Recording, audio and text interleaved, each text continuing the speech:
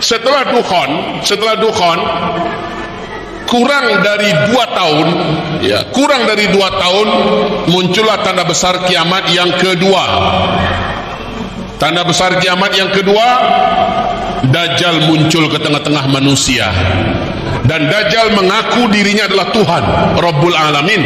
2/3 manusia akan sujud menyembah Dajjal. 2/3 manusia. 1/3 umat Nabi Muhammad ikut-ikutan murtad kafir kepada Allah, sujud menyembah Dajjal. Dan yang paling banyak sujud menyembah Dajjal wanita, kata Nabi sallallahu alaihi wasallam.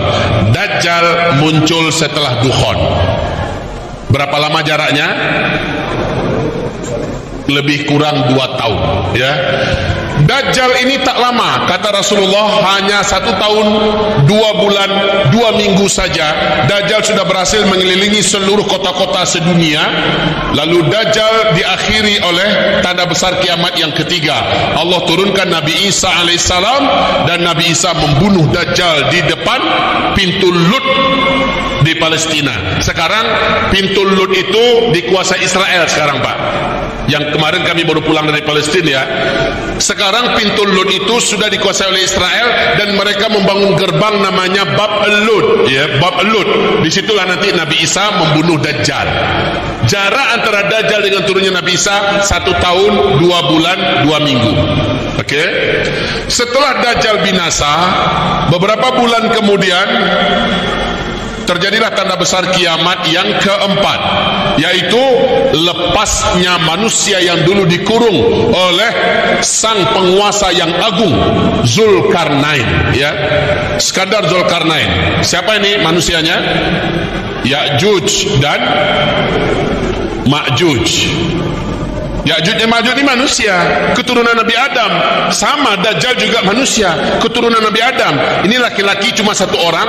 Kalau ini jumlahnya, dalam setiap 1000 orang manusia saat itu, 999-nya Ya'juj dan Ma'juj. Satu kalian, saking banyaknya jumlah mereka, Pak. Ya'juj dan Ma'juj ini dibinasakan oleh Allah berkat doa Nabi Isa alaihissalam.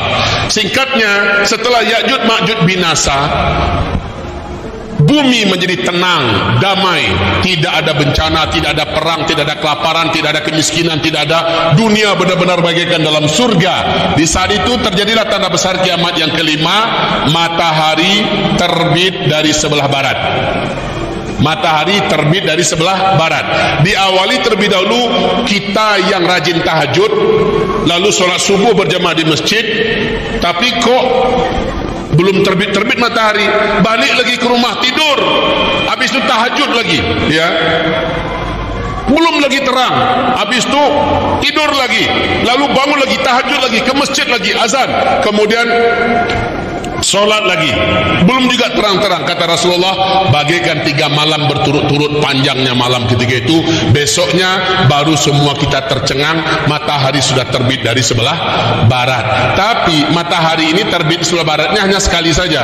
Pas pertengahan siang, dia balik lagi tenggelam di sebelah barat kayak biasa. Besoknya normal, terbit lagi di sebelah timur. Hanya di waktu duhanya terjadi tanda besar kiamat yang ke-6, dan ini Allah sebutkan dalam Al-Quran surat An-Naml ayat 82, yaitu binatang raksasa di dalam perut bumi namanya Dabbatul Ardi. Binatang ini keluar di 3 tempat yang berbeda di muka bumi. Binatang ini cerdas dan pintar, pandai berbahasa seluruh bahasa orang manusia di dunia, ya. Dengan cepat dia menangkapi manusia, dan dia membawa tongkat Nabi Musa dan cincin Nabi Sulaiman. Bila yang ditangkapnya orang kafir, cincin Nabi Sulaiman diusapkan ke, maaf, bila ditangkapnya adalah orang beriman, cincin Nabi Sulaiman diusapkan ke wajahnya. 1 kali usap, wajah ini pun menjadi bening, bersih dan bercahaya, putih. Bila yang ditangkapnya orang kafir, ujung tongkat Nabi Musa diketokkan ke ubun-ubunnya, maka wajah orang itu pun menghitam dan gelap. Sehingga manusia ketika itu sangat mudah menandakan ini orang beriman, ini orang kafir, hanya melihat bagaimana warna wajahnya. Baik, binatang ini terakhir muncul dan tenggelam di Mekah. Ini terakhir. Setelah itu barulah terjadi tanda besar kiamat yang ke-7, dan orang Islam hanya diizinkan menyaksikan sampai yang ke-7. Apa itu yang ke-7? Yang ke-7 adalah angin yang lembut berbau wangi kesturi akan berhembus dari negeri Yaman, membungkusi dengan cepat seluruh muka bumi. Siapa saja orang-orang beriman yang sudah dikasih tanda wajah-wajahnya oleh Dabatul Ardi kemarin, orang beriman ini akan tersentuh oleh angin lembut dari Yaman itu. Ketika terhirup olehnya angin, wangi, sejuk, berbau kesturi, tersentuh sedikit saja, langsung orang beriman ini di tempat itu, saat itu juga langsung meninggal dunia. Walaupun orang itu sedang di gunung, sedang di gua, sedang di pulau, dimanapun saja, angin lembut ini mewafatkan seluruh umat Nabi Muhammad sallallahu alaihi wasallam yang beriman secara serentak. Dari mana sumber angin ini? Dari Yaman. Baik Bapak Ibu, maka kami mengistilahkan tanda besar kiamat yang nomor 7 dengan kami sebut dengan istilah finish. Finish itu apa? Akhir. Akhir dari apa? Keberadaan orang Islam yang ada iman di dadanya, ini terakhir. Setelah itu, tanda besar kiamat yang ke-8, 9, 10 tidak akan disaksikan lagi oleh orang yang beriman. Yang hidup di sini adalah orang-orang yang tidak kenal Allah sama sekali. Paham? Berarti merekalah yang akan menyaksikan kiamat besar, kehancuran alam semesta. Ini kabar baik apa kabar buruk? Kabar baik apa tidak? Kabar baik. Berarti kita orang Islam yang beriman, insya Allah tidak akan menyaksikan kehancuran alam semesta yang maha mengerikan itu. Alhamdulillah.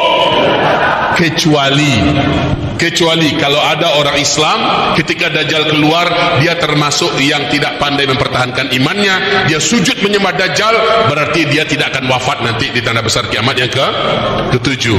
Paham ya? Jadi ini jaraknya dekat-dekat Pak, dekat-dekat.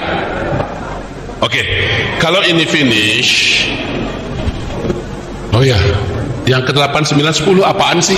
Pengen tahu Pak? Pengen tahu? Nggak usah aja, kita kan nggak akan hidup di sini.